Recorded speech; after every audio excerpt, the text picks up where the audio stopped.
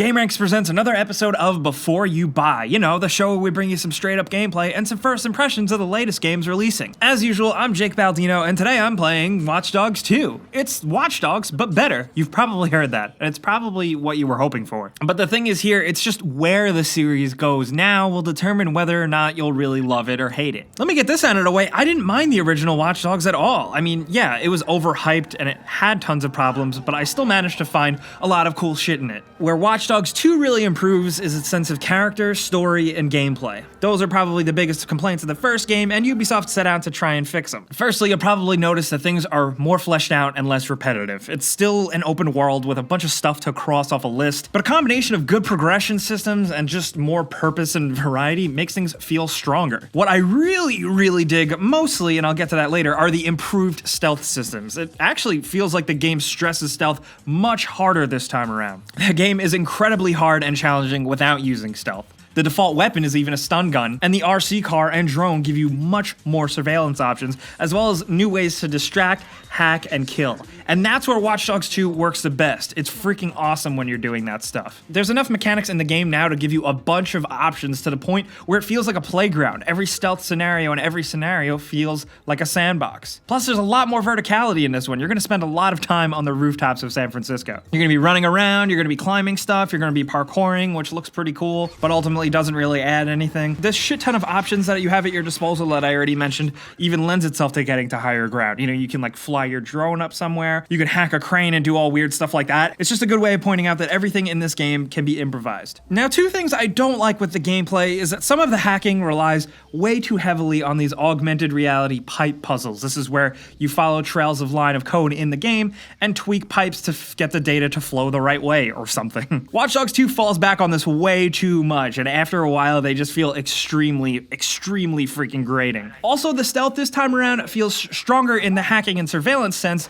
but less tighter in some of the actual gameplay, like the boots on the ground stuff. For some reason, the shooting doesn't really feel as strong as it did in the first game, and basic stealth feels a bit odd at times and finicky. The stealth is extremely unforgiving, and that's not always a bad thing, because challenge is good, but it just gets annoying sometimes when the enemies see you for a second, and then everyone in the map is instantly on alert and knows exactly where you are. That may frustrate some, but with all the other added elements, it still feels satisfying. The game world of San Francisco and the Bay Area itself is nice. NPCs have a lot going on. They can do a ton. They can even photobomb your selfies. And I'm very happy to announce that you can pet dogs. You can also run them over with your car. Don't do that. It's a good example, though, of a ton of variety to everything in the world. It's just a good game to play in. I've been to San Francisco a few times, and it seems like Ubisoft did manage to capture the look and feel of it. At least in many places. You know, it's not 100% accurate, but it's cool, and it's a fun world. Also, visually, I didn't have high expectations, but I'm pretty surprised how damn good this game looks. This is actually running on a PlayStation 4 Pro right now, and things are sharp, colors are bright, and the draw distance is surprisingly really good. There's enough variety where you can do stuff in the cities, you can go to Silicon Valley and sneak into a fake Google, you can fight some gangs in some of the bad areas, and then you can head into the woods and do dirt bike racing and other shenanigans. Now, the vibe and the writing of the game is kind of lukewarm. I mean, the game fares much better by leaning into the wacky craziness, but it still just comes off totally cringeworthy. I think Watch Dogs itself still feels better as a lighter-hearted tale. Some of the parodies on modern US tech culture and stuff just kind of feels like a poor man's Grand Theft Auto. A lot of it feels very been there, done that, and also been there and done better. But I think overall, Watch Dogs does fare better as a lighter-hearted tale. The main character this time around is Marcus, and he's a decent enough character. A lot of people had complaints about Aiden Pierce from the first game just being a generic revenge man. Marcus, on the other hand, is likable, but you don't get to know him too well. Him and his buddies just kind of seem kind of aimless. I still think it's a treat, though, to watch them interact sometimes, but overall, I'm just disappointed with some of the story stuff, but that's just me. When I mean aimless, it just seems like there's not a lot of agency to anything. They're idealistic and they want to take down institutions, but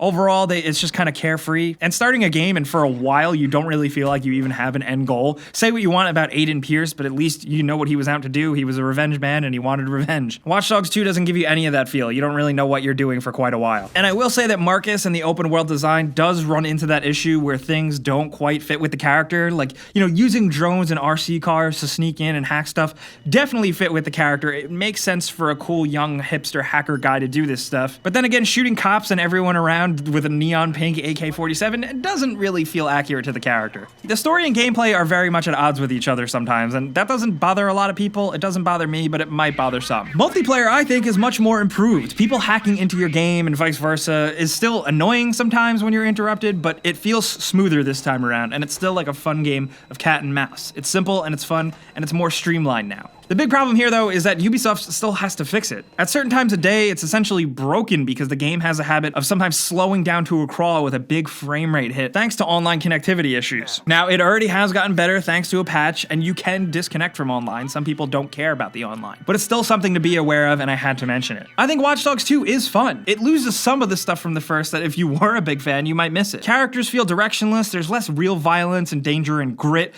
and the boots on the ground stealth doesn't feel quite as right. But what you do get here are a ton more options in a fun game world that will keep you busy for a while without feeling as repetitive as you might think, at least by looking at the map. With the stuff I've given you, good and bad, you just need to think about what exactly you want from a Watch Dogs game. That's the difference of you seeing improvements that you love or still just more disappointment and missed potential. It's not a perfect game, you know, I see myself playing it for a while, but it still just falls short of greatness. So guys, that's Watch Dogs 2. You know how Before You Buy works. I give you some pros, some cons, and some personal opinion in there, and now I want to know what you guys think down in the comments. Watch Dogs is a contentious series, and a lot of people were burned by the first one, and a lot of people have a lot of hate for the second one, even though they may not have even played it. But I also know a lot of people have been really anticipating it with the hopes that it'll fix the problems of the first one. I want to hear from all of you. I want to hear from the haters. I want to hear from the fans. I just want to know what you think about Watch Dogs 2, whether you've played it or whether you've not. Let me know anything you want down in the comments about Watch Dogs 2. You guys know I'll also be answering questions on Twitter, Facebook, and Instagram at Jake Baldino as well. You guys probably know the deal by now, but if you're new around here, liking and subscribing helps us out a ton, and we appreciate it a lot. But as always, thanks for watching, and we'll see you guys next time.